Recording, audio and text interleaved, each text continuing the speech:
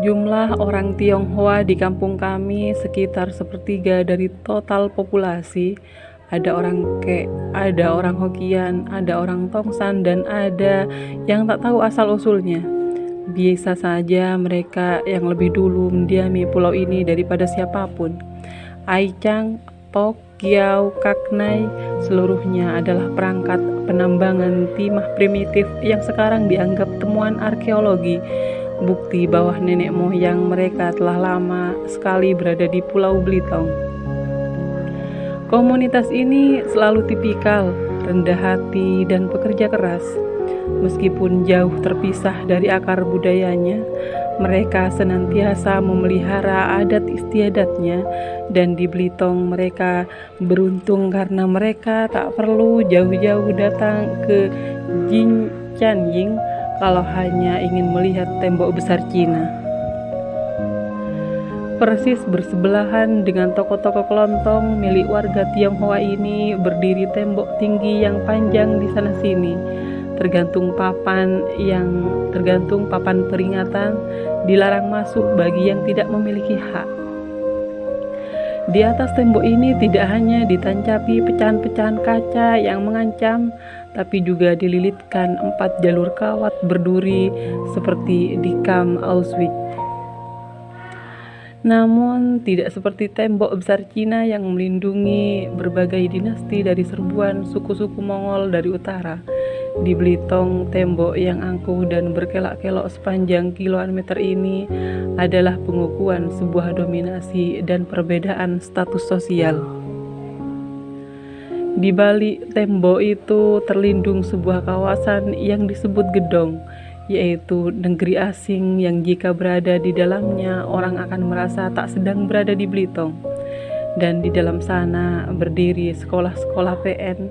Sekolah PN adalah sebutan untuk sekolah milik perusahaan negara timah. Sebuah perusahaan yang paling berpengaruh di Belitung. Bahkan sebuah hegemoni lebih tepatnya karena timah adalah denyut nadi pulau kecil itu. Suatu sore, seorang gentleman keluar dari balik tembok itu untuk berkeliling kampung dengan sebuah Chevrolet Corvette. Lalu esoknya di depan sebuah majelis ia mencibir. Tak satu pun kulihat ada anak muda memegang pacul. Tak pernah kulihat orang-orang muda demikian malas seperti di sini. Hah? Apa dia kira kami bangsa petani? Kami adalah buruh-buruh tambang yang bangga padi tak tumbuh di atas tanah-tanah kami yang kaya material tambang. Laksana The Tower of Babel, yakni Menara Babel, metafora tangga menuju surga yang ditegakkan bangsa Babilonia sebagai perlambang kemakmuran 5.600 tahun lalu, yang berdiri arogan di antara sungai Tigris dan Eufrat di tanah yang sekarang disebut Irak. Timah di Belitung adalah menara gading kemakmuran berkah Tuhan yang menjalar sepanjang semenanjung Melaka, tak putus-putus seperti jalinan urat di punggung tangan. Orang Melayu yang merogohkan tangannya ke dalam lapisan di dangkal aluvium hampir di sembarang tempat akan mendapati lengannya berkilauan karena dilumuri ilmenit atau timah kosong.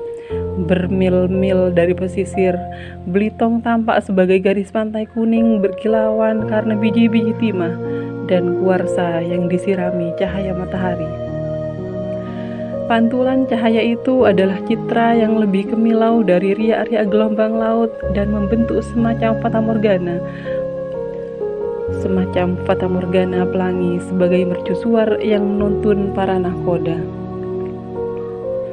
Tuhan memberkahi Belitung dengan timah bukan agar kapal yang berlayar ke pulau itu tidak menyimpang ke Laut Cina Selatan, tetapi timah dialirkannya ke sana untuk menjadi mercusuar bagi penduduk pulau itu sendiri. Adakah mereka yang telah semena-mena pada rezeki Tuhan, sehingga nanti terlunta-lunta seperti dikala Tuhan menguji bangsa Lemuria? Kilau itu terus menyala sampai jauh malam. Eksploitasi timah besar-besaran secara non-stop diterangi ribuan lampu dengan energi jutaan kilowatt. Jika disaksikan dari udara di malam hari, Pulau Belitung tampak seperti familia besar Xenopore, yakni ubur-ubur yang memancarkan cahaya terang berwarna biru dalam kegelapan laut, sendiri, kecil, bersinar, indah, dan kaya raya. Belitung melayang-layang di antara Selat Gaspar dan Karimata, bak mutiara dalam tangkupan kerang. Dan terberkatilah tanah yang dialiri timah karena ia seperti nautia yang dirubung beragam jenis lebah madu. Timah selalu mengikat material ikutan, yakni harta karun tak ternilai yang melimpah ruah, granit, zirconium, silika, xenotim, monazit, ilmenit, siderit, hematit, clay, emas, galena, tembaga, kaolin, kuarsa, dan topas. Semuanya berlapis-lapis meluap-luap beribu-ribu ton di bawah rumah-rumah panggung kami. Kekayaan ini adalah bahan dasar kaca berkualitas paling tinggi, biji besi dan titanium yang bernas, material terbaik untuk superkonduktor, timah kosong ilmenit yang digunakan laboratorium roket NASA sebagai materi anti panas ekstrim, zirconium sebagai bahan dasar produk-produk tahan api, emas murni, dan timah hitam yang amat mahal. Bahkan kami memiliki sumber tenaga nuklir, uranium yang kaya raya. Semua ini sangat kontradiktif dengan kemiskinan turun-temurun penduduk asli Melayu Belitung yang hidup berserakan di atasnya. Kami seperti sekawanan tikus yang paceklik di lumbung padi. Belitung dalam kuasa eksklusif PN Timah adalah kota praja Konstantinopel yang makmur. PN adalah penguasa tunggal Pulau Belitung yang termasyhur di seluruh negeri sebagai Pulau Timah. Nama itu tercetak di setiap buku geografi atau himpunan pengetahuan umum pustaka wajib sekolah dasar. PN amat kaya, ia punya jalan raya, jembatan, pelabuhan, real estate, bendungan, dok kapal, sarana telekomunikasi, air, listrik, rumah-rumah sakit, sarana olahraga, termasuk beberapa padang golf, kelengkapan sarana hiburan, dan sekolah-sekolah PN menjadikan Belitung sebuah pulau kecil seumpama desa perusahaan dengan aset triliunan rupiah. PN merupakan penghasil timah nasional terbesar yang mempekerjakan tak kurang dari 14.000 orang. Ia menyerap hampir seluruh angkatan kerja di Belitung dan menghasilkan devisa jutaan dolar. Lahan eksploitasinya tak terbatas. Lahan itu disebut kuasa penambangan dan secara ketat dimonopoli. Legitimasi ini diperoleh melalui pembayaran royalti, lebih pas disebut upeti, miliaran rupiah kepada pemerintah. PN mengoperasikan 16 unit Emmerberger atau kapal keruk yang bergerak lamban mengorek isi bumi dengan 150 buah mangkuk-mangkuk baja raksasa. Siang malam merambah laut, sungai, dan rawa-rawa bersuara mengerikan laksana kawanan dinosaurus.